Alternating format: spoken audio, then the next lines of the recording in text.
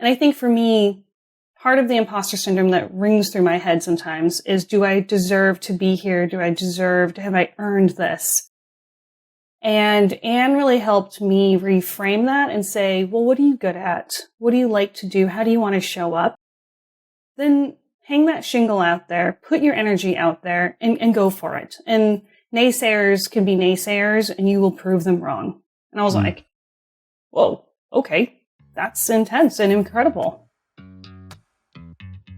This is Evolve CPG, a community of purpose-driven brand leaders who not only believe in better, but actively pursue it. That's better products, better brands, and better leadership for a better world. Thanks to you, our listeners, this podcast is now ranked in the top 10% of all podcasts globally. Let's not stop there, though. If you like our show, please take a moment to leave us a rating or review and share your favorite episodes with your network. The more people we reach, the more good we can bring about in this world. If you work in the industry, you can also join our online community where we're going further, faster together at community.evolvecpg.com.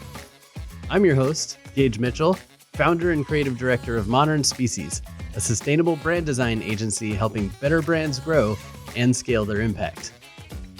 On this episode, we're speaking with Kimberly Schaub, research chef and host of the PeasOnMoss podcast, about finding her place in the food industry, her long-running podcast about culinary careers, her focus on health and sustainability, highlights from her food product development career, her MBA program, and so much more. Well, my name is Kimberly Schaub. I am the founder and host of the PeasOnMoss podcast. That is a wordplay on mise en place.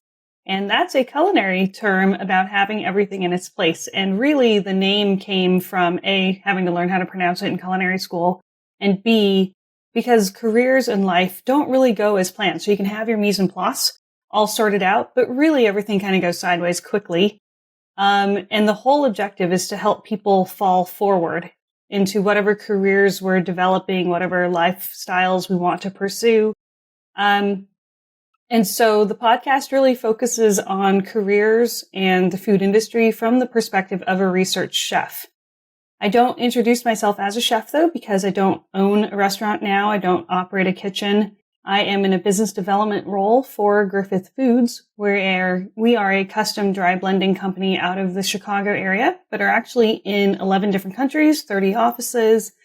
And essentially, if you can think of it, we can design it for you. We do product development in dry and liquids and sauces and dressings, and in breadcrumbs and coater systems. So that is Griffith Foods. The podcast really focuses on the varied experiences that research chefs and product developers can have, kind of showing that there are a lot of opportunities post-culinary school that people can do who love food, want to serve people. You don't have to be in restaurants. You can go into this gigantic industry of the food industry and build a really great, fulfilling career there. Awesome. That's cool. So many things I even want to touch on just in your intro there. So I love that mise en place. Kind of, I didn't realize that's where the name of your podcast came from. So that's a phrase or sentiment or philosophy that I'm going to have to look more into because I love that. That's part of why every episode of Evolve CPG, we start by talking about your career path, because I want people to know there are many different ways to enter into CPG or support CPG or become an entrepreneur or, be a writer or whatever. There's just so many different paths. So just keep going and you'll find yourself somewhere, right? Yeah. Well, really a fun exercise I've started practicing, and I learned about this in my MBA program. I study the University of Victoria has a sustainable innovation MBA. So in my free time, when I'm not at work and I'm not doing my podcast, I do an MBA, which, yes, I'm insane. Don't do it yourself. Don't try this at home, right? But the MBA program really encourages people to look at their social network, not how many follows you have in that kind of social network, but really put yourself here and then map to all of the people you're connected to. Think about your school background, your sorority or fraternity, the other activities you do, the sports you do, active groups that you're part of, activist groups you're part of, and think about where all of these people go and what they do and what brought them to your world. And you really start to build out this really big understanding of your place and time here right now. And it really, to me, opened up so many opportunities to learn from so many people with experiences. Honestly, that's, Gage, you and I are connected that way because our worlds connect through CPG, through a lot of entrepreneurs that we both follow and work with. And we've gotten to have some interesting conversations about the CPG world, about the food industry in general, and the mission that each of us carries in food, right? We're here to serve people and to nourish them, and that comes out in different ways. You from marketing and strategy, me because I sell ingredients to companies that are doing things and I have an R&D background, and I like to say, give me your crazy recipe idea and I will help talk you through all of the hurdles you're going to have to jump over or through or move and around to get there because your idea is worth exploring and figuring out how to bring it to the world. And I can help you do that. And so that was a fun exercise to see that I was much more connected to the world than I thought I was.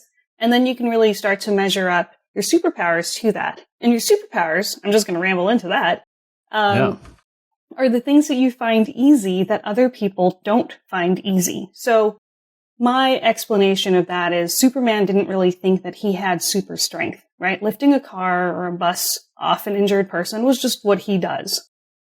For us, that seems incredible. For him, it was like, oh, okay, I can do this. So when you think about the stuff that you're really good at, your superpower is the thing that comes to you naturally, that you just jive when you're in the flow with that. Double click on that. Really explore those things. That has helped so much. It helps me talk over my personal imposter syndrome. And it helps me get to meet people like you, Gage, and other people in your network who have incredible superpowers that I'm just surprised by and love to be part of, but I don't have those strengths. And that's why I like to make these friendships. Awesome. That's cool. So that's all part of the sustainable MBAs, doing that mapping and then that identifying network. Your superpowers. Mm-hmm. Mm-hmm. Okay, that's cool. Because then you can know how to help in sustainability. Use your strengths, right? Don't try to go into a place you're not strong. Go into a place you are strong.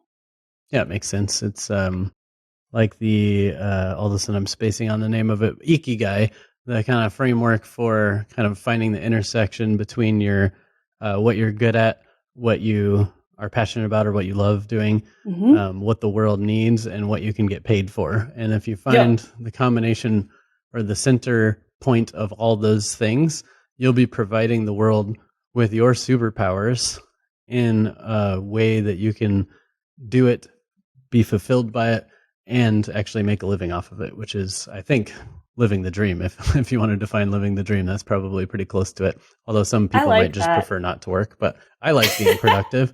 I like contributing to society. So whether it's work or raising a child or building community or whatever, I think having some way that you're giving back or contributing, I think is really important for emotional and mental well-being. Yeah, agreed. And I like that you gave several very different examples of that being the sweet spot, because it could be really easy to think that the sweet spot is the way you make money or the way that, your title is impressive or something like that. But there are so many other places that finding your sweet spot and your super strength or superpower are. And so I really like that you did expand that view kind of immediately. Nice. And speaking of sweet spot, it seems that you've had a focus on food and nutrition for your entire career, as far as I could tell. So where did that passion originally come from? Oh, well, I'd love to share the story of how I had this long, legacy and history of families cooking together and things like that. It really, I think, comes down to the fact that I've always been fascinated by the food I ate and what I could do with it. So I have a couple of specific memories that usually involve me doing something ridiculous with food and my parents actually embracing that. It wasn't always great. Let me be clear. I burned the heck out of every pan I've ever touched. And I've set off every single fire alarm in every apartment I've ever lived in. Nice. But, at least you're consistent. But the loved ones in my life were kind of that way. They're like, okay, well, that wasn't terrific. We're going to do pizza out tonight. But, keep doing that. Keep trying that. And I think my love for food came from the fact that it was the courage to try and then the encouragement from my loved ones to keep trying until it got better and less burny. And I have this other memory of my parents going away for a weekend. I was in middle school, and I decided for some reason to puree everything in their fridge, literally everything. And my mom's a good Midwestern mom. And so she had this really atrocious like beef casserole thing in the fridge. And I pureed it with a lot of water, of course, because, you also can't burn out a blender engine. And I left everything. I used every bowl and cup in the house as well and labeled everything as a pureed beef hot dish, pureed whatever. My poor brother, it was probably the worst weekend of his life because he was being experimented on constantly. But it was that kind of stuff that really led me to nutrition science. I had teachers at Pepperdine University who were really encouraging of the fact that I looked at the world a little differently. And then I was in the Air Force briefly. They paid for college. And then even getting out and going into the restaurant world, when I entered culinary school, I said, I want to be a research chef. And the chef instructors were like, that's not a real word. It's like, okay, well, somebody told it to me, so I'm going to try it. But then they also encouraged me. They also said, well, this chef is doing these unusual things, and I think you should go intern for them. And they really opened doors for me and allowed me to continue exploring that passion. And I think I don't think I'm fearless, right? My imposter syndrome is super plenty loud like everyone else's. Yeah. But I also try to overcome it because I'm so dang curious about what it would be like to try something. And so I just go with it because what's the worst case scenario? If this doesn't work, what could you do? You can move home. That can be worst case scenario. You can go find a different job. You can compost the experiment, And so running through all of those, it's like, well, okay, I'm going to give it a try, fire small bullets and not the big cannonballs, if you want to borrow the Jim Collins kind of image, so that you understand what you're aiming for and then fire your cannon once you're pretty sure of your shot. And I've been given those opportunities and I try to run with them as fast and hard as I can. Wow, that's awesome. So how did you know there was such a thing as a research chef? It sounded like the school you were going to didn't even know that was a thing. So that seed must have been planted somewhere in your mind. How did you know it existed? Yes. Thank you so much for asking. So I was volunteering at the Pike Place Senior Center. It's like down the hill from the market. And I was really trying to get to know the Seattle area. I had just moved there in 2009. And so I was volunteering there. I was peeling more potatoes than I ever thought could possibly exist in one shift. And the chef there was like, well, what do you want to do with your life? You're a college graduate, but you clearly are peeling potatoes. So what's happening? And I was in Seattle because I was trying to get into the University of Washington's Masters of Public Health program. They have a MPH RD program, Registered Dietitian Nutritionist. And because I had a nutrition science background, I thought, okay, well, if you go to grad school, that's what you need to do. So I was there peeling potatoes, miserable as ever. And I was like, yeah, I want to be a chef RD. But what he heard was R&D chef. So I must have said RD chef, and he heard R&D chef. And so I spent the entire shift talking about how cool R&D was and being a chef in that space and how you could really bring your love and passion and knowledge about food into food product development and impact, millions of people by doing CPG product development. And I was like, yeah, that's cool. Wait, what? So I actually went home and was like, I think I should go to culinary school and learn to be a chef and then try going to this R&D. And fortunately, Google was a thing at the time. So I did get to Google it and try to figure that out and learned about the Research Chefs Association, and learned what their qualifications were, the schooling, the network you need. And then was so fortunate to meet incredible people in the RCA who mentored me. And honestly, this is where the podcast came from too, because I was blogging about this and got to have these phone calls with chefs of different stages in their careers. And they gave me incredible advice. And I was able to start recording those conversations and putting them out there as the PeasOnMoss podcast. But really, it was kind of selfish too, because I was trying to learn about this career field and what interesting spaces existed there, and where, again, seeking that superpower opportunity, where can I be good here? Yeah, so it was all because somebody was just chatting away about their career and they loved it and spread the love to me, I guess. Yeah, and it's cool that it was kind of an accidental conversation too. Like misheard something, went off on a riff, and you're like, "Ooh, that's it. That's really interesting. Actually, I hadn't thought about that, but tell me more." Yeah. That's cool. I I have think to a ask lesson that another. Go ahead. sorry. The lesson I learned from that is it's those little conversations that we have with people that can be the most impactful. So if you're, Right. if you're being a jerk, then potentially that could ruin someone's day and potentially change a trajectory for them. But in the more positive, if you identify that person's superpower, because you do truthfully see that in their lives, you say, I see this passion in you. How can I help you develop that? It doesn't have to be this formal mentorship sort of thing. It can just be a comment. And that could be enough encouragement to have somebody pursue that space. Right. Yeah, I think there's this ties back into manifesting to some degree, that some people write it off as like this spiritual kind of thing, that where there's the universe and it knows what you want, and then you just have to identify it yourself, and then the universe will make it happen. But in a more like less woo-woo kind of way, I think it's literally just you knowing what you want and talking about it, or just having conversations with people. And then when they know what you want, it's easier for them to help you or to point you in a direction, or for anything else to come to your perspective. Like as soon as you think yellow cars, you're going to see a lot more yellow cars, right? So you're going to see more opportunities. You're going to talk about it more. People are going to look for those opportunities for you. And then magically it happens. So it's like part magic, but also just part having those small conversations, like you're saying, the power of a random conversation with somebody that you didn't know was going to guide you in any way. And next thing you know, you're off on a new career path, or found a new book, or a new mentor, or a new hobby, or a new whatever. I think it's super powerful.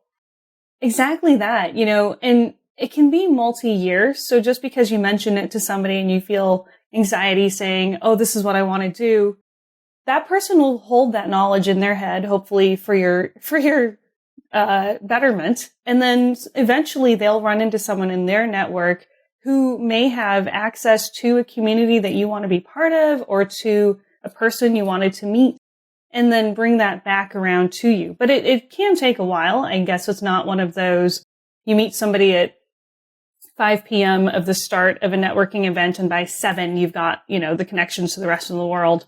There have been some opportunities that were kind of slower burns. And those are all really positive, because they sometimes feel a little sweeter because you almost forgot you'd put it out there and asked someone to keep that in their mind. So. Yeah, absolutely. I love how, as long as you open yourself up to possibilities, there's so many possible paths. Like, speaking of which, I think that's cool that's part of your reason for the PeasOnMoss blog or podcast, is that there's a lot of different paths you can take in food, and people don't know all those paths. Same thing with design. There's a lot of designers who are making it part of their mission to go into high schools, junior highs, elementary schools, and try to teach kids that there are paths, career paths, like viable career paths in art and creativity and other things like that, that I think most people don't know about. So they discourage their kids from pursuing more creative fields because they don't know there's actually really great careers in creativity. You don't have to be a starving artist, right? So I think the more we can let people know what the options are out in the world in various different focus areas, whether it's food or design or law or whatever, there's more than 100 ways to practice every different profession, probably, right? That would actually be an interesting book or something. It's like just breaking down great title for kids who are like in high school or something, and they don't know what they want to do. Like, you could have a book of, okay, so you're kind of interested in medicine. Well, here's 100 different careers that you could have in medicine. Or you're interested in food. Well, here's 100 different careers you could have in food. Something like that would be really cool. So I think it's powerful that you have the PeasOnMoss platform to help folks who didn't know anything about all these different paths find one of those paths for them.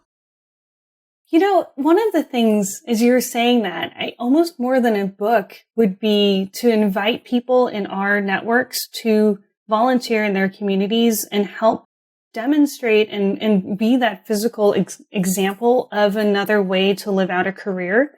Because it's one thing to, I guess, enter a lot of personality traits and interests into a search engine and then spit out some careers, which always sound really cold on a results page. Or even in a book, it could potentially sound kind of boring. But when we're more involved in our communities, wherever that is, if that's a religious organization, if that's an activism group, if it's helping a medical community focus group, any of those ways are just ways to start showing up. And it's not even that you're going in to do career presentations per se. It's being involved in your community and then being that person who does get to live this out.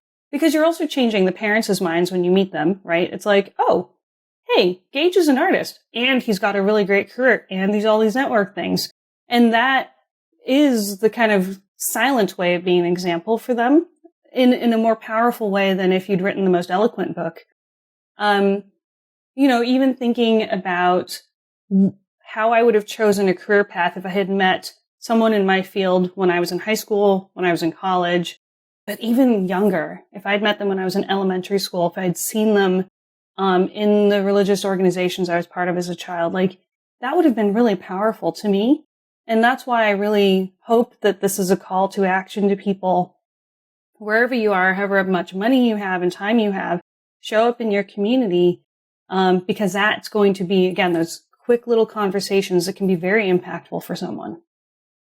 Yeah, I agree with that. And I feel like I should do more of that. I spend most of my time talking more to like college students about how they can bring their design career to life through impact and sustainability and purpose and such, because that's not always taught in schools, right? You think you just have to go get a job and work for Coca-Cola or Nike or something like that. You don't know that you could actually use those same skills to go work for companies making the world a better place and help them do it in a more strategic way that will get more measurable impact, right? So, but with that said, I should, or people, all people out there should be spending more time planting those seeds earlier, right? Because for some folks, it might be too late at that point. They already spent their 50 grand on a education. Like they're already kind of bought in and committed, but like, how did they decide to major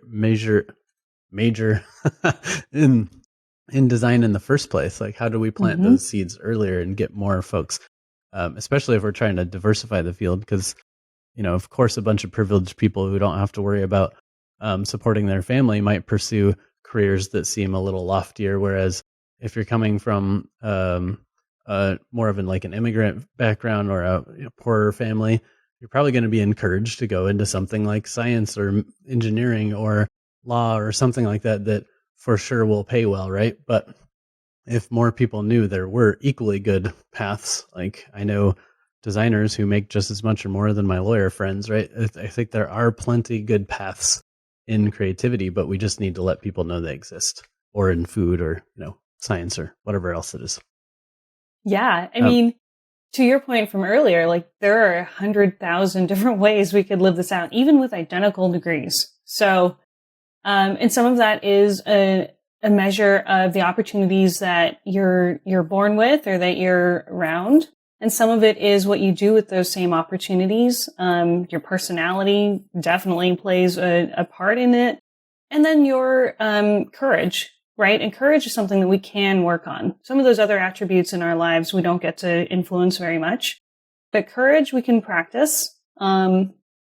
And it takes a lot sometimes to put your skill out there. But the nice thing about social media and self-publishing on the web now, right, Gage, is we can put our own stuff out there and say, okay, well, even if only my mom or my partner or whoever listens to it or looks at it, great. I'm out there, I'm published. And that first piece that you post is the big courage hurdle. And then the second piece, right? But it actually diminishes over time. So I'm more used to how my voice sounds now. It sounded crazy the first couple of times I did it. Yeah, absolutely. Voice inflection and all of that. But at the same time, it's like, okay, well, I'm putting this out there because there might be someone else in a comparable seat as I am at whatever age, middle school, elementary school, college, post-college, and $50,000 in debt. And we need to hear that from the universe at different points in our lives. And that's kind of the motivation behind all of this. Yeah, I was going to say the exact same thing. Is I've gotten more into social media recently. For pretty much my entire career, I always just opted to do more of like lead by doing, like just go out there and do good stuff, but you don't necessarily need to talk about it or whatever that much. Like, sure, you can speak at a local event or something, but I didn't publish a lot of anything. I didn't make my own content and try to spread the message more widely. But then as I started getting into social media a little bit more to kind of promote this podcast, I've also realized the power of just putting it out there. Like put your message and your path, your career journey, your struggles, your wins, your whatever out there, because it could inspire someone else to A, follow their own path, or B, maybe they're more intrigued in your path and you could help them get there. Or by sharing some of the difficult times as well, it'll show that like, hey, this isn't going to be easy all the time, so don't quit just because it gets hard, right? So there's so much you can do to help others on their journey by putting stuff up on social media. And maybe I shouldn't just say participating in social media in general, where you're just like doing the latest TikTok dance or something, but actually putting your thoughts and your ideas and your perspective and your stories out on social media. I think that's what's powerful, not just, taking selfies or something like that. It can be another path into kind of your background and spread much further, much quicker, I think. But with that said, I wanted to also touch on your path of publishing, because you've been doing the PeasOnMoss for, I think, 13 plus years, which is a lot longer than most people I know who are podcasting. So how did you come to this conclusion so early that it was such a good idea to put content out in the world? Like, I get that you wanted to document your own journey and help some other people, but why podcasting? Why publishing content? And if something comes to mind, are there any like highlights from that journey, that 13 plus year journey?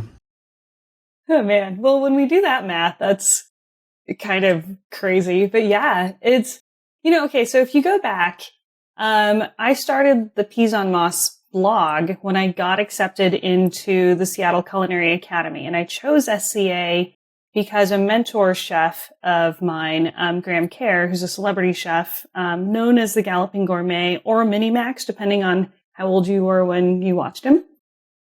He really encouraged me to take my love for food and my knowledge of nutrition and smush it together and go to culinary school so I can really earn the rights eventually to call myself a chef. And he literally said, if I were to go to culinary school today, I would go to the Seattle Culinary Academy and study under chef so-and-so. Oh, wow. That's cool. Whoa, well, that's an endorsement. I did tour the other culinary programs in Seattle just to make sure that the choice I was making was really aligned to my personal values. What I liked about SCA is that they had a sustainable kitchen management perspective, and really the chefs would go into our compost bins and make sure we weren't just willy-nilly wasting food. So that's been part of my life and my food ethos since the beginning of my professional cooking. The other thing they did is offered students opportunities to go to Quillisasket Farm, which is in the Spokane area of Washington State. And that farm's mission really was to connect culinary professionals with their farmers and understand the effort and the investment that goes into every single ingredient that we work with, and how precious it is and how much responsibility is on us as chefs and culinary professionals. And I wanted to share that message and that mission as widely as I could. The other reason was because across the culinary program, we students had to set up our stations and be successful in short periods of meal service time. And so I started throwing pictures of my station on my blog so people could follow along and give comments like, oh, I would never put the lettuce next to the tomatoes because your hands will be wet when you're grabbing one or the other. And it's like, oh, that's a good point. And that kind of very basic knowledge. And it really followed through my journey as a cook, and then leveraging that into work in restaurant groups and into a purchasing management position. And so the blog is kind of this funny journal of my life. And every point in time, if you interviewed me then, would be a mix of, I don't know what I'm doing, and look at these cool things that I've just done. And I still feel that way. There's just more years behind me now. And then again, the podcast part literally came from meeting research chefs and them saying, hey, if you want to jump on a call and talk of a career, I'm happy to do so. And I was like, yeah, that'd be amazing. Do you mind if I record it? And then, and I had recorded them initially just for myself. But the information those chefs dropped, just again, as side comments about their own careers, were so good. I was like, chef, you have to let me share this with the world, even if it's just your mom and your boss. Like, can we please just put this out there?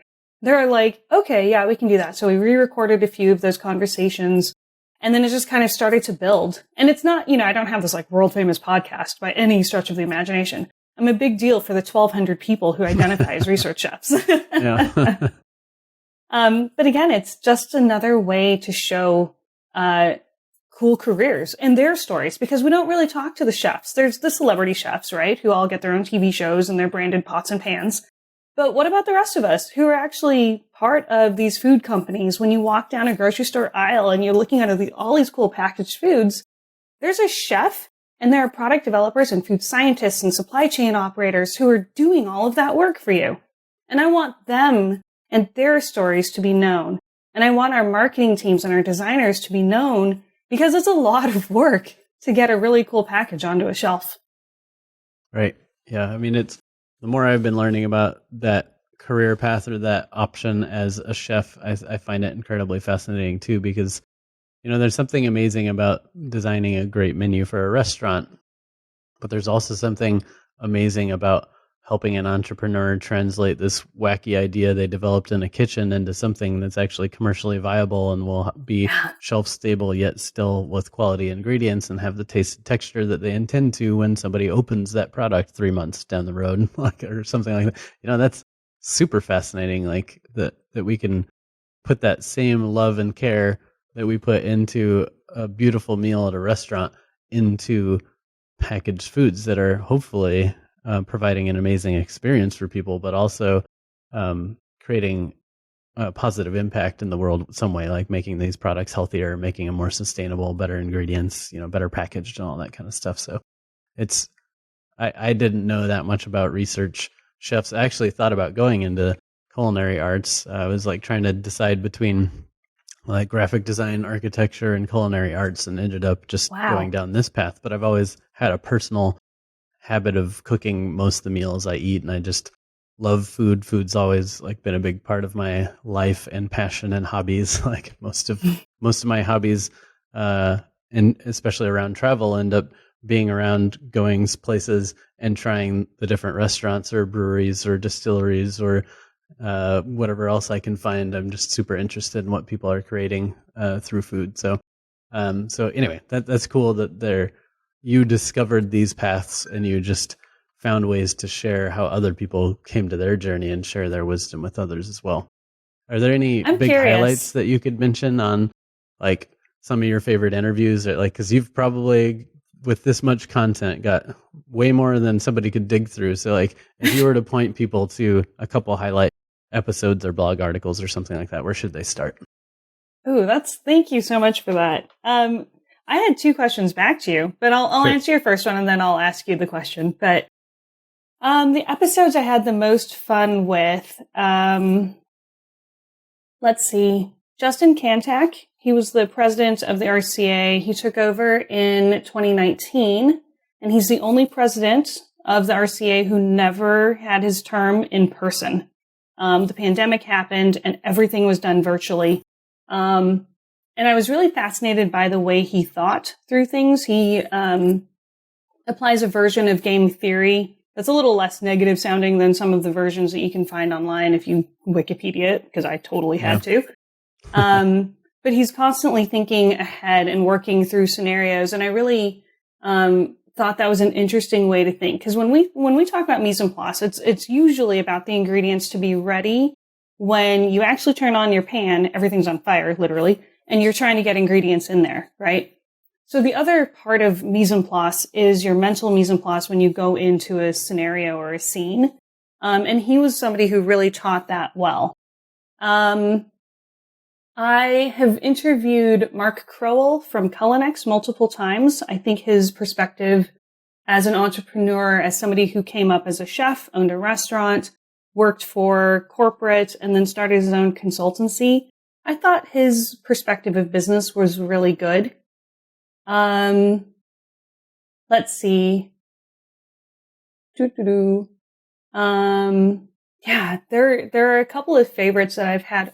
Actually, Barbara Zotto, she was a chef from New York who worked in Seattle as well. I really leaned on the Seattle crew this time, but her stories of kitchens was really interesting because it was a stark reminder of why I left kind of the bloodthirsty side of corporate life of kitchen life, because it was this whole, I will climb to the top over your corpse sort of mentality. And she talks about the resiliency that she had to develop despite that. I really admired her story and the fact that she came through that. And, she approached it with such humor. So there's really big, heavy belly laughs in, that conversation. And then honestly, I think I've interviewed a chef named Andrew Schitz a couple of times. She's in Chicago. She actually talked about what it was like to not be considered a research chef by her own peers because she didn't own a restaurant before she worked in R&D.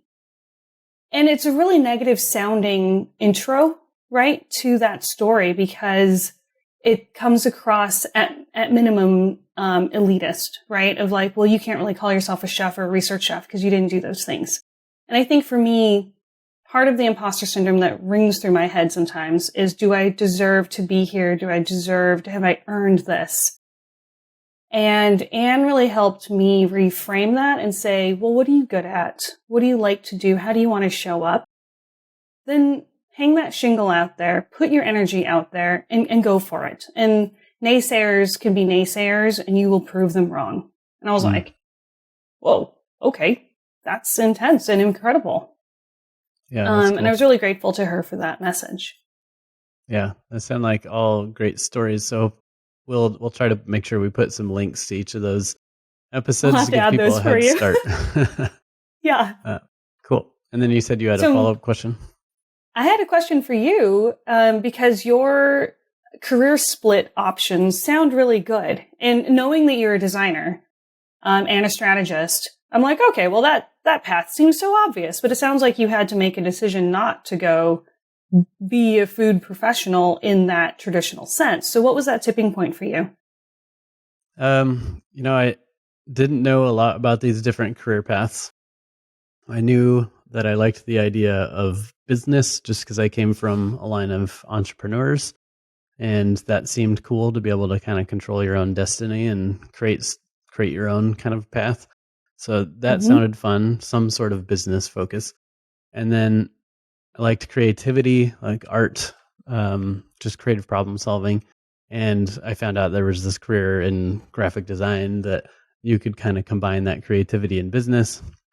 I also liked the idea of architecture and that it was like creativity and placemaking that could be really fun.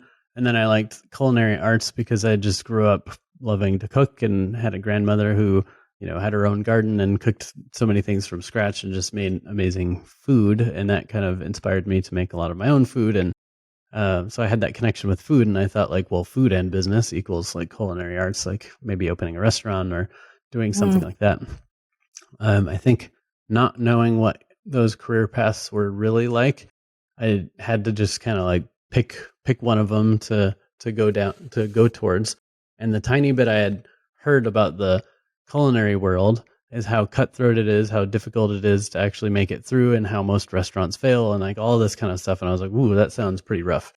And then and sometimes the lifestyle can be pretty unhealthy too. Like you have to work crazy hours, and a lot of kitchens are full of drugs and stuff like that to get them through the rush periods. And I was like, okay, well, maybe that's not the path.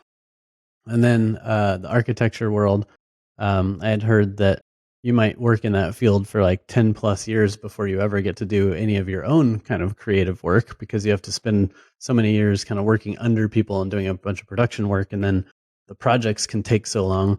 You might work on one project for 5 or 10 years before it's done. So how many projects would you actually get to do before your career ends? Like, unless you're some world famous architect who has a ton of people and you get to do these cool sketches and move on. So that felt like, well, you don't get as much creativity as I would like maybe in that field. It's like 90% engineering, 10% creativity or something like that. And I wasn't sure if that felt right. So what was left was this career path in graphic design where you could kind of be sort of independent. You could create your own path. You could choose theoretically who you want to work for. You could do 20 projects in a year, and you could do all sorts of different types of projects, from just designing a brochure to designing an entire brand to designing whatever you wanted. Like, there were a lot of graphic designers out in the world who ended up designing furniture or designing clothing lines or like you could kind of take that and jump off anywhere else. So I guess that path, the graphic design path, just felt like it had the most options available and maybe presented the most quick access and easy access to finding my own path and exploring my creativity without some of those other hurdles. And I suppose I thought that I could always go back and try to do some of those other things later if graphic design didn't work. So that was my uneducated, like, I didn't get to mentor with other people or see what the world was really like. And it could have changed my perspective. And to be honest, I'm still holding in my back pocket the option of opening up a restaurant at some point. There you go. Probably won't go into architecture at this stage, but maybe still open up a restaurant, like as a retirement project or something. Yeah, just be a good way to think of retirement, chef, for sure. but like, hopefully I'll accumulate enough knowledge about business and have a little nest egg and have some sort of cool cuisine or perspective on food that I could bring to a city that doesn't have that offering yet, and maybe be more of the funder, manager, marketer type person for the restaurant, but just like have some way to kind of bring that passion to life. Yeah, I mean, we're young. We have a lot of opportunity. If you go in with a realistic perspective, yeah, why not? Bring your food vision and creativity to life in another way. I never want to sound like I'm discouraging people. It's a tough business, as you know. And yeah, you mentioned the chef life and chef culture. And I wanted to share two people that I've met more recently who have interesting podcasts as well about chef life culture. The first is Chef Adam Lamb. He runs the Chef Life Radio, and he talks a lot about mental health and the way we valorize really toxic behavior in kitchens, and we need to address that head on. We as people in the industry. And I really like how he's choosing to show up. He's got a lot of lived experiences, and honestly, he's one of those mentors who he's like, don't step in that pothole, you'll break an ankle, because I did, kind of guy. And then the other is Ray DeLucci. He's Line Cook Thoughts, LCT, I guess. And he also went to CIA, but has now chosen to leave restaurants. And he has a really well-documented journey in that, because he actually maintained a blog and podcast as well and writes for Plate Magazine. And both of them really talk about kitchen culture and ways that we don't have to put up with this and maintain it. So, Gage, when you come back to the restaurant world actively, will be a different world.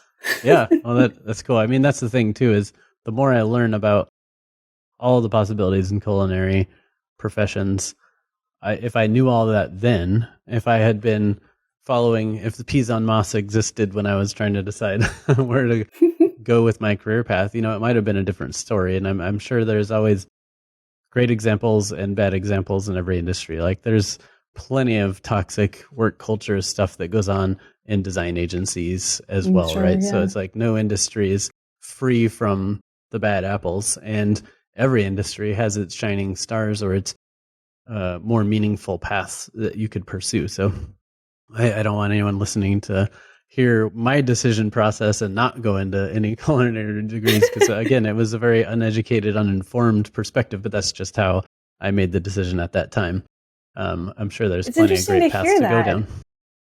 because I see you with such towering strengths in design and strategy. I honestly, we're connected again through how you've chosen to show up in social media and ask really thought-provoking questions. And I really admire that of you. And so I would have called design and creativity in the way that you're living out as the towering strength. So again, I understand that when we're trying to make these decisions in high school, it feels so permanent and it feels so like, oh my gosh, I'm picking this path and I will never get to, go back. I like that you have the back pocket plan. I like that you have the kind of the phased approach of what we're doing in our careers today, because this fits our lives today. But we'll have other life circumstances later that will allow us to do other things, but then won't allow us to do the things we might do now. Yeah. Just because you can go on a path, that path may not continue forever, but there will be other paths and your journey continues, I think. So I think there's so many people who get into their 30s, 40s, 50s, and they're afraid to shift their career because they're like, oh, I'll be starting over. But there's plenty of examples of people who've thrived in their new career, starting in those careers super late in life. And, let's be honest, 30s and 40s and 50s isn't that late if you're planning on picking a career that you're passionate about enough that you could kind of continue doing for the rest of your life. You still got plenty of time, right? So I wouldn't discourage people from starting somewhere, seeing what you can learn, and then pivoting as you need to, partly because I think it'll make you even better in that new field because you'll be bringing a different perspective that other people don't have. And one of the talks I was giving for a little while to the design community was this idea of what I was calling a one-pot life. Which was to suggest a cooking kind of term of just put all the ingredients into one pot instead of having all these dishes. And my thinking was that as a creative or as a whatever field you're in, you can combine your passions in life with your work skills, with what you're talented at, with what will pay you, kind of like the Ikigai framework that we were talking about before. So for me, I didn't necessarily say no to food. I just found a way to weave food into my business and design career path, right? So it gives me kind of a richer sense of identity and a more kind of unique approach to everything I do that not every designer cares as much about food as I do, or not every business person knows about as much about design as I do. And by pulling all these things together, I create a very unique and authentic path for me that still has flexibility. Like I said, I could still open up a restaurant and still identify as a designer and a business person by running that restaurant and doing the marketing and doing the brand. There's so many paths there. I can, by having this one pot life, so to speak, I have options and I'm never stuck, right? There's opportunity, plenty of opportunity. Like we were talking about 100 different ways you could live into each profession or more. I'm just making that number up. So if I have 4 passions, sustainability, business, food, and design, that gives me probably an infinite number of ways I could express myself and build a career around those interests. Absolutely. I love that you talked about the chapter 1 that you chose informs how you show up in chapter 2. You bring those skills forward. Right. You don't just end that chapter and go on to something else and you're just fresh, skill-less person. You're bringing all of that forward. I really felt that way when I left the military, that I'd wasted my first 4 years of life. Because at the ripe old age of 26, you feel pretty old. You're like, it's too late to do anything else now. I'm stuck. And I was a non-traditional older student when I went to culinary school because I was 26, and it was just like, oh Lord, I'm creaky and all of this stuff. And now I'm looking at 26-year-olds like, well, great,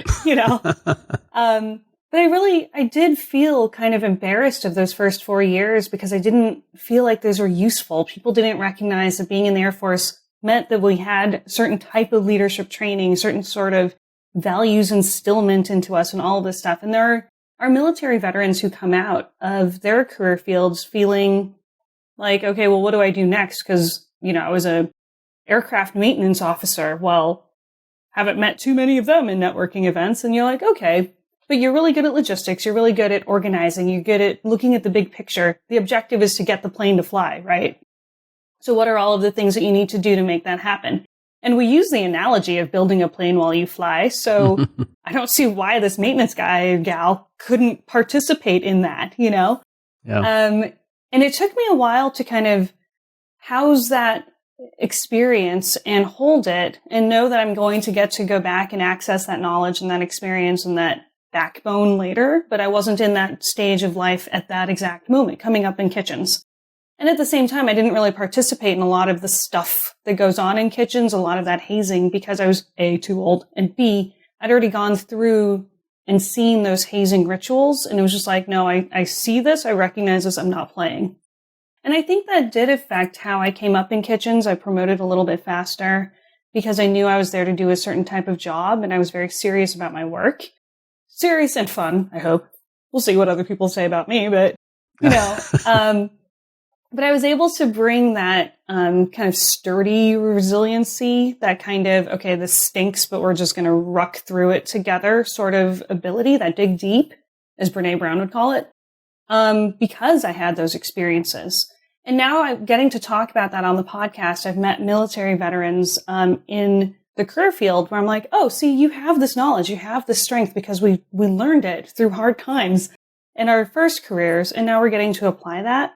And so, yeah, you're absolutely right. The people who are listening to this podcast, if they've done 39.5 million things and they still want to go into food and they want to go into sustainable businesses, do it.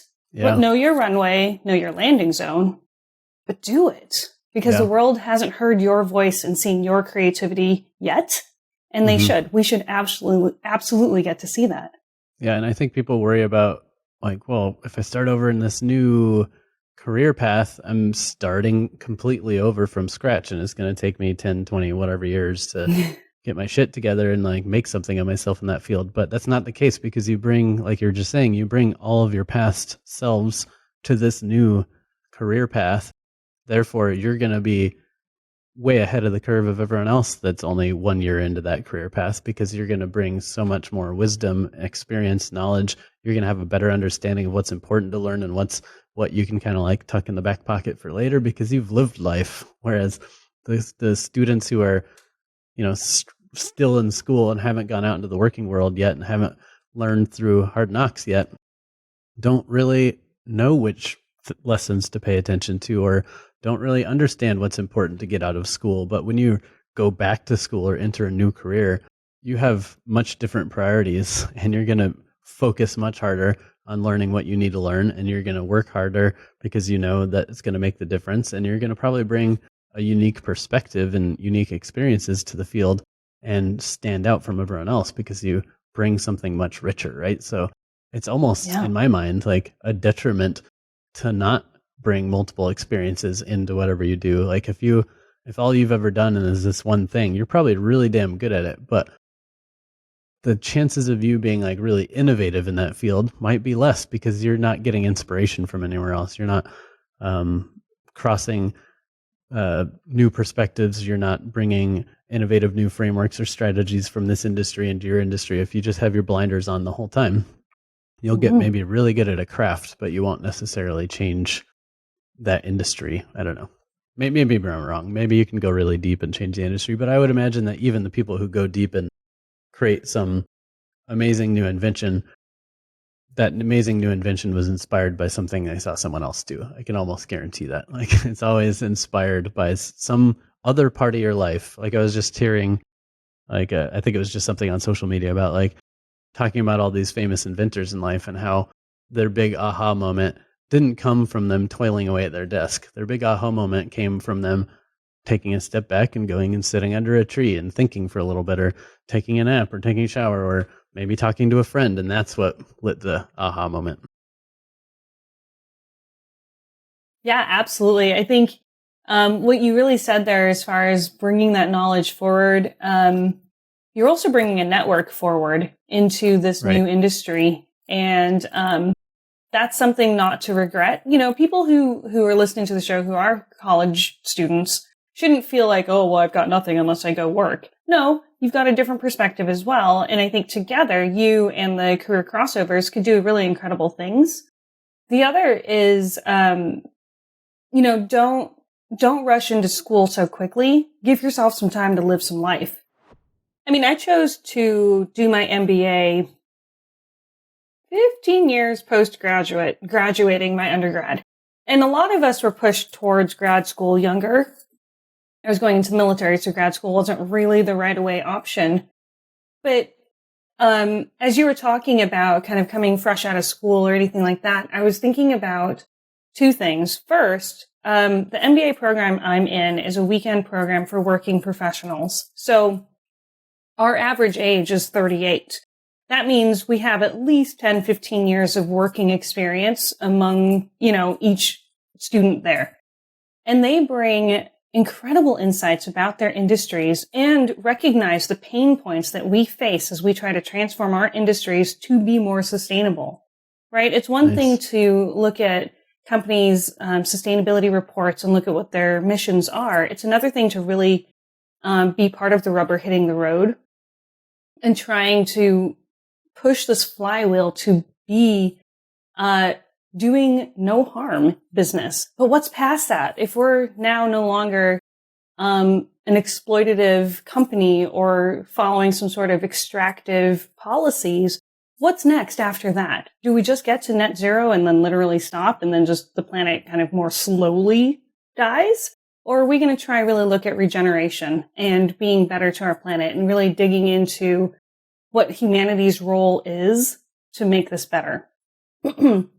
So that's the first thought that I had, is those older students who are returning to an MBA program now bring a really different perspective than if we had gone straight from school. Right. And that ties me back to the podcast, because if you listen to the series of interviews from like 2015, 2016, I'm really going through that journey of, do I go get a master's of food science now? Do I go get an MBA? What is the divergence of that path? Because it felt very divergent. If I was going to go get a master's of food science, I would go do either extreme research or really focused technical leadership, be an R&D director and a VP, etc. Now looking at my MBA, and I'm 2 semesters from graduating, and good grief, I cannot wait. Yeah. I think to myself still, I could go back and be a really differently informed technical manager. But I think an MBA is actually very helpful for R&D leadership to have, because we now,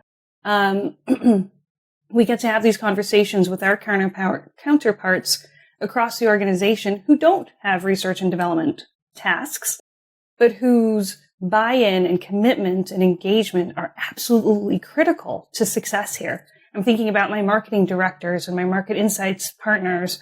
I'm thinking about my regulatory and food safety managers. I'm thinking about our ops guys and gals, and I'm thinking about the salespeople. We're all tasked with moving the ball forward. It's not just one person who carries it all the way. And so the MBA helped me contextualize that, but the lived experience, the decade plus of working, really helped me live that out in a way that you can't learn from books.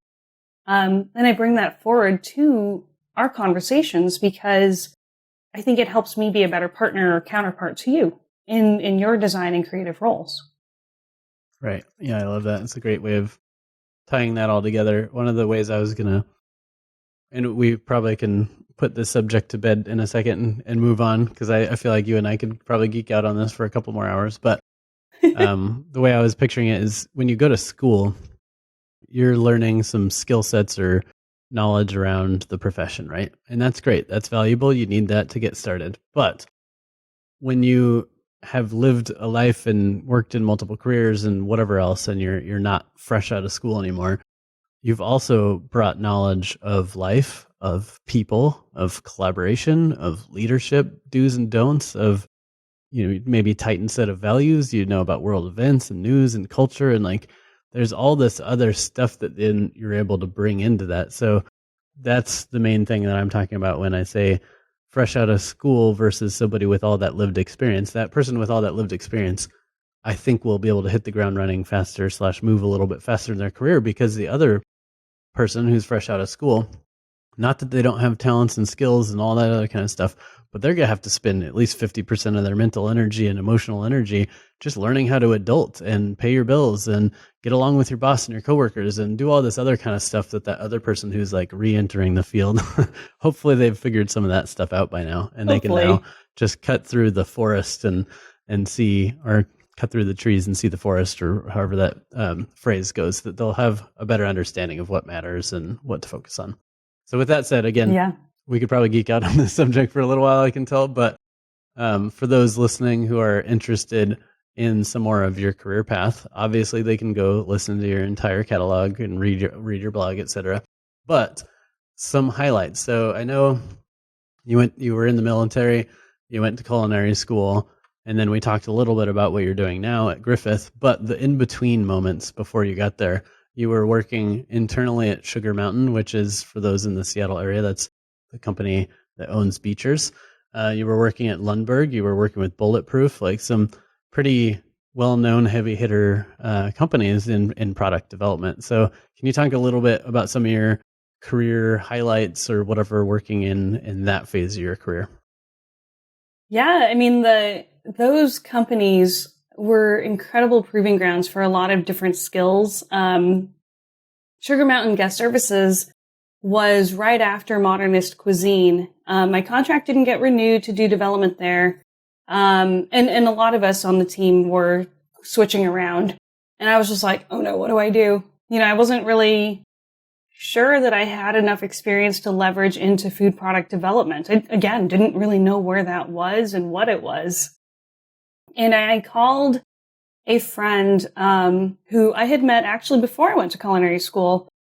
And she had kindly given me an audit of my resume. And I said, if I want to go be a research chef, heavy on the quotes, what do I do?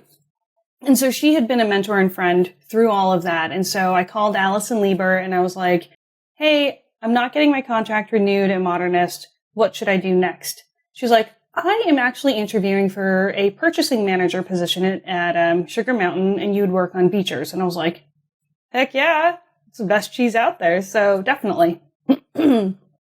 So I came in, interviewed. I obviously did well enough to get the job. And then Kurt Dameyer, who's the owner of Sugar Mountain Guest Services and Beechers, the Beecher name is actually from his family.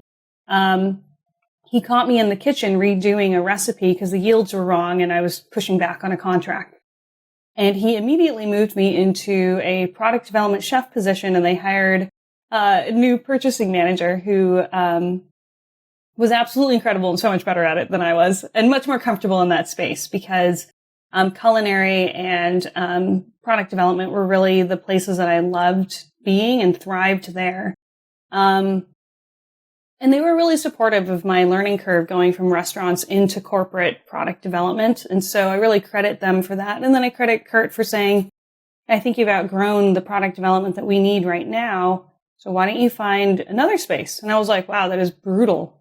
And I was really hurt at the time. And he's going to listen to this and be like, what?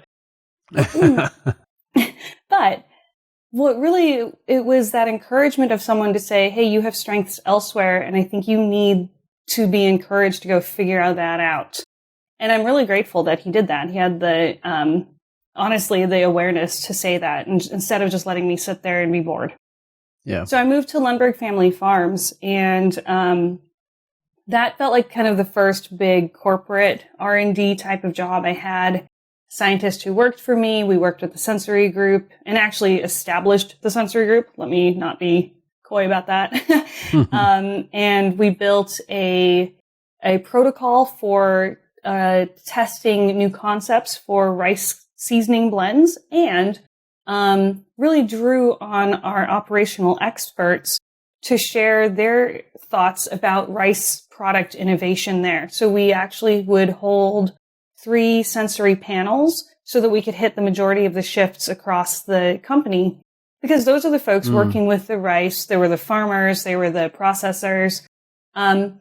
We had them come in. We'd set up these like kindergarten privacy booths and would give a person a dish of rice and then a little form, and they'd fill it out. And we had some really good mentors in sensory science really help us build that out. So again, like Lundberg was a really fantastic place to really test my identity as a research chef and product developer, as an R&D leader. And then I went to Bulletproof because I was really interested in the startup space. I wanted to see what combining my nutrition science brain with my chef brain would do. And because Bulletproof is kind of a branded ketogenic style diet. Dave Asprey is the founder of the Bulletproof diet. And we were really tasked with bringing a couple of food products to life that were high in a certain type of MCT oil. And we did bars and beverages and protein powders, etc. And from that perspective, the food science was really heavy. And I was lucky to have incredible mentors who helped me understand the science, helped me move through, again, that imposter syndrome piece to understanding what I needed to know so that I could help make decisions or find the data to inform the decisions that needed to be made. The scientist there, Rodney Johnson, was really open-minded to having someone who was a little bit unconventional with my own career background. Cool. And really relied on me as a culinary professional and a food scientist to come in and say, okay, I think this is what we need to do and make this product taste as good as it's going to get with the ingredient restrictions we have. And I learned a lot from the mentors there. I mean, I could name a zillion people, but Rodney and Lisa Unlu were incredible scientists there. Gabriel Paulino was a research scientist who really focused on metabolism. And he went on to go found this other incredible company in the Bay Area. So he's still in startup life. I found it very fascinating that I burned out on startup life in 3 years. I was like, ooh, that's a lot. And it was really good, though. I really helped solidify my identity as a senior scientist. I worked with a couple of incredible suppliers to Bulletproof who let me in on the science and really helped me understand how their functional ingredients worked and then how we could leverage that into the product, knowing what we wanted to do. So that was a huge highlight because I felt like I kind of saw the early stages of chemical and physical science in a gourmet sense at modernist cuisine, make that full circle to Bulletproof where I got to see some of that technology apply in the industry. And it was fun to see that thread kind of come through. Yeah, and then from Bulletproof, I went to Griffith Foods. Justin Kantak, in full disclosure, recruited me to Griffith. You know, he was like, you're a research chef and product developer. You ask good questions because of the podcast. I'm starting a segment. And if you would like to learn business development and have a baked-in mentor, come join my team. And I was like, that sounds amazing. Let's do it. You know, Nice. And it's been a crazy cool 3 years. Really, really crazy because of the pandemic, and the food industry has been dramatically impacted. You know, our supply chain's been massively disrupted. Our people have been essential workers and frontline exposures through the past 3 years. 2 years and whatever months we're at, 9 months. And we can't dismiss that too easily. It's been really rough on the food industry to deal with the pandemic, deal with the after effects of it. I think it's allowed us to surface some tough conversations, and there's still a lot of work to be done. And I'm really grateful that I was able to do that with Justin Kantak, with the Griffith Foods team. And I'm really excited to see what happens next. I'm getting to really take a stronger focus on sustainability and where Griffith is going to go with our sustainable sourcing, with the way we work with our partners, the ingredients that we source and provide to customers. And I'm really excited for that chapter. That's great. Is that part of why you're doing the MBA, is because of your role within Griffith, or was it just something you wanted to do on your own? That's a good question. Officially, because Griffith helps pay for this, it is to help me be a good leader there. I'm a leader in training, I guess, there right now. But it's also personal interest, right? So the sustainable kitchen management with Seattle Culinary Academy, this is sort of that next, transitional, pivotal stage to go and get more knowledge and be able to share that out. So yes, it's to help Griffith be better at sustainability in the ways that I can influence it. It's to support Brian Griffith, the chairman, and whose name obviously is on the company, achieve the goals that he set out for his company. And then it's also for me in how I want to impact the industry overall, and help to inform the strategy, help to build up better businesses wherever they are and whoever they are, so that we can continue to transform the industry together, right? I'm just one more hand on that flywheel, just like yours.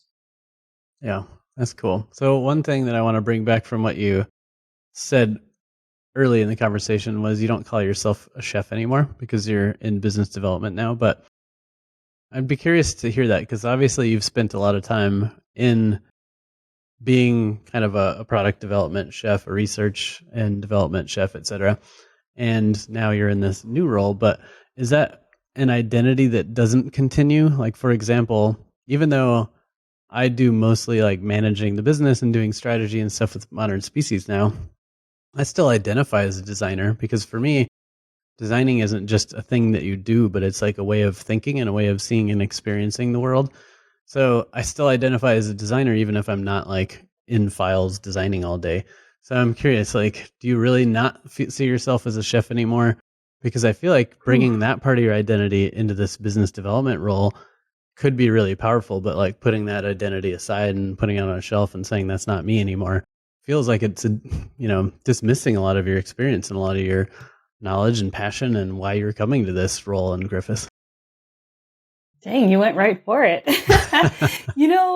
That is such good pushback. And it's sort of the same fear, I think, that I tap into with saying that I'm a military veteran and that I can kind of pack that up into an easy word that you put on a shelf. I think you're right. I think bringing my chef identity and my skill sets forward would really enhance my business development skills and the way I show up. I think I intentionally shelved it when I was at Griffith because we try to keep the salespeople and the product developers in our lanes so that the scientists can go do the scientific things and the salespeople can go sell. And I do think that that is a bit of a disservice to the customer in the end, to perhaps the contributors themselves, because we might risk leaving some skills and some insights on the table. One thing I've admired about Justin is that he actually recruited food scientists to his 2 sales positions. So me, and then Jesse Pulowski, who's the other food scientist turned business developer, account director. And you're right, we do actually let more of our food science and chef skills come through than you would think because of the pandemic disruptions in supply chain. So we actually understand what those functional ingredients are, especially when we're out of them and have to troubleshoot with our customer, right? Because we're trying to tell them, oh, you're out of X. I'm like, oh my God, what does X do? And it's like, well, it does this. So we could do these, we could use these other ingredients as substitutes. You'll maintain your claims. Our scientists have already tested these formulas. Here you go. And I think it does allow us to talk our customers through a problem and to the solutions that are possible and help them have as many tools at hand so they can make a decision that fits their brand's needs and then also allows us to continue to work with them. So you're right. I do sound dismissive of that chef identity. I think I separate those because I want folks who do sit in those chef positions to understand that I recognize the rank and the responsibility that they have that I don't carry anymore.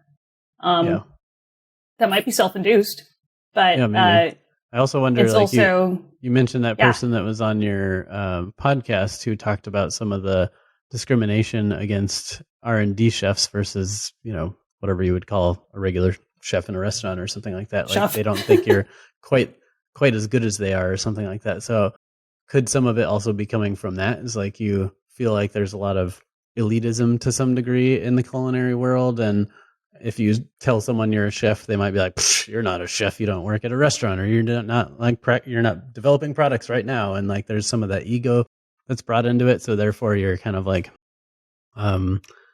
not lowering yourself, but you're like pulling that identity off just to not hurt someone else's feelings or something too. Yeah, Dang. Well, if restaurants don't work, therapy might work for you. Yeah, no, that's really astute. I think so. I think it could be in anticipation of feedback that I get from people. It could be imposter syndrome coming through. It could just be the fact that I don't really want to get confused with a restaurant chef because our responsibilities are different. The weight on our shoulders is different. But yeah, I certainly don't want to have people feel that a research chef is less. And I do want to defend that position that research chefs are peers of restaurant chefs. And we have different careers and we have different ways of showing up. But we are all responsible for the bottom line, really, and how we bring food to customers. Because ultimately, we're in food because we like to serve delicious things to people for them to enjoy and to fit into their lives and the day part that they're consuming it, and make their lives happy for that moment, right? Yeah, so research chefs and restaurant chefs, it is kind of an age-old argument, potentially, and I kind of had chosen my words, but yeah, it's such an interesting idea. I'll have to think about that one a bit more.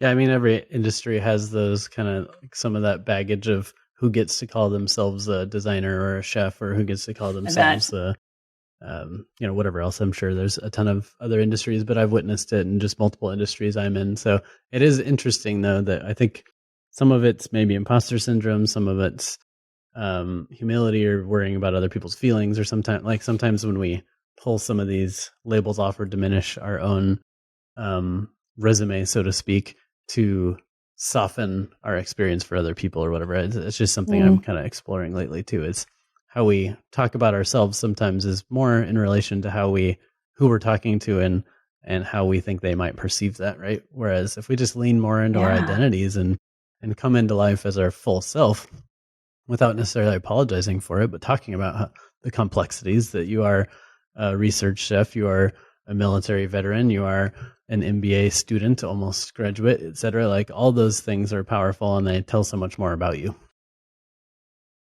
Thank you for that.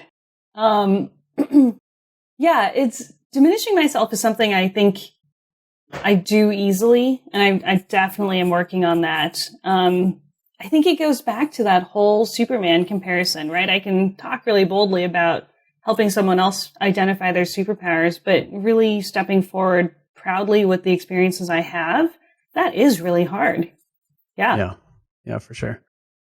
All right, well, that's your homework. You're going to work on that, but I think we could geek out on a lot of these subjects for a little bit or for a while longer. But since we've already been talking for more than an hour, I should probably start wrapping this up. So, to wrap up, how would you define better for the world in terms of food, I guess? Ooh. I think it is in restoration and regeneration, if that is for the planet's health, obviously trying to limit the effects of climate change, or if it's restorative to the people in our community and whoever we're serving. I would say both of those are places that we can see better for the world show up. I love it. Because, I mean, if you think about it, well, foodie folks like us eat food for the experience of it. The point of food is to sustain life and make us healthy, not sick, right? But so much of our food system has gotten to the point where it's making both us and the planet sick instead of healthy. Mm-hmm. So getting the world back to the original purpose of food, which is to make us healthier and do it in a circular kind of regenerative way where it's not just making us healthy, but also making the planet healthy and so on and so forth. I think that's a bold...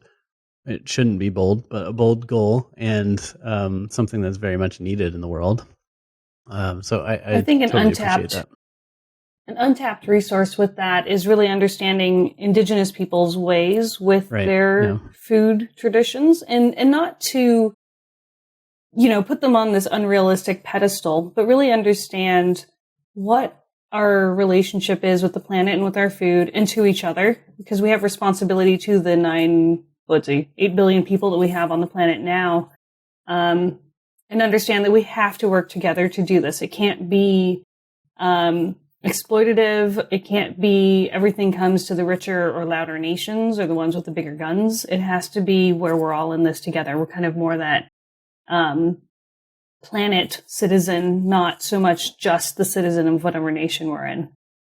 Yeah, I love that. Like thinking about our culture around food needs to change. Like we can't just change the system and fix it because the system is broken and it needs to be fixed, but we have to change the cultures we have around food as well. Like I just saw, I can't quote the source because I just saw it scrolling through LinkedIn or something like that, but I saw some sort of stat that said there was a research study that showed that when people eat with two people, like eat socially with another person at the table, both those people will probably end up eating like 15% more or something. I'm just throwing these numbers out there, but to give you a general idea, if you eat at a table with, I think it was like 4 or 3 other people, like a table of 4 will eat 50% more. If you eat at a table with like 8 people, everyone at the table is going to eat on average 96% or something like that more food.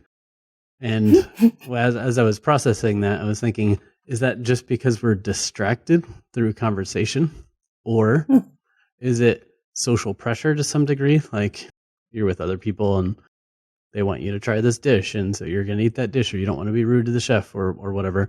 Is it some other kind of cultural thing that like when you're around other people, it's about the joy of sustaining and eating and serving others? I don't know. Like what is that makes us eat more when we're sharing a meal with other folks?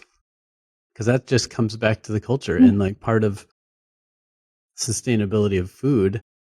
You know, sure, we shouldn't waste food in the food industry, but we also waste a lot of food either A, buying more than we need and throwing it out in individual homes, or buying and eating more than we need, right? Because we also have a big health problem, especially in this country, of people eating way more calories than they need to, or bad calories instead of good calories. So some of that could just be a cultural, social norm, which also needs to get fixed at the same time that we're fixing the general food industry, like growing healthier food, making healthier food, and transporting that food in a more sustainable way around the globe. So yeah, that could be interesting. We have a lot of work cut out for us. How do we fix that culture side? And you're right. It's probably some of it is probably going back to how indigenous cultures treated food.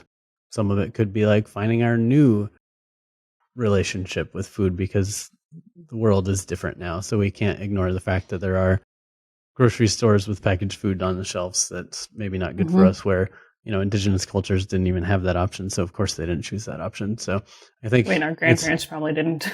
Yeah, exactly. Totally. So anyway, as beautiful stuff, I'll just end by saying, thank you for going on this unique journey of yours and for documenting that journey for others, because like if you change one person's career path or whatever, that's a huge impact you've had in life. But with publishing the content for as long as you have, you've probably changed dozens or hundreds or maybe thousands of people's career paths. So you're a big influence on the world in that way. And by kind of sharing your experience, you're helping other people kind of find their place in the world. And then of course, as a fellow sustainability geek, I appreciate that you're not just trying to make delicious food, better food experiences or move the food industry forward, but you're trying to move it forward in a more sustainable and regenerative way. So thank you for all that you're doing, and thanks for carving out a chunk of your time on a weeknight to come and share your story with our community.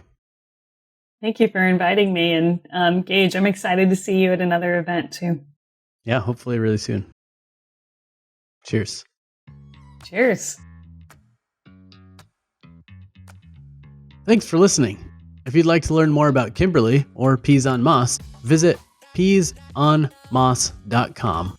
Subscribe to our podcast and YouTube channel for more innovator interviews, expert advice, and leadership discussions.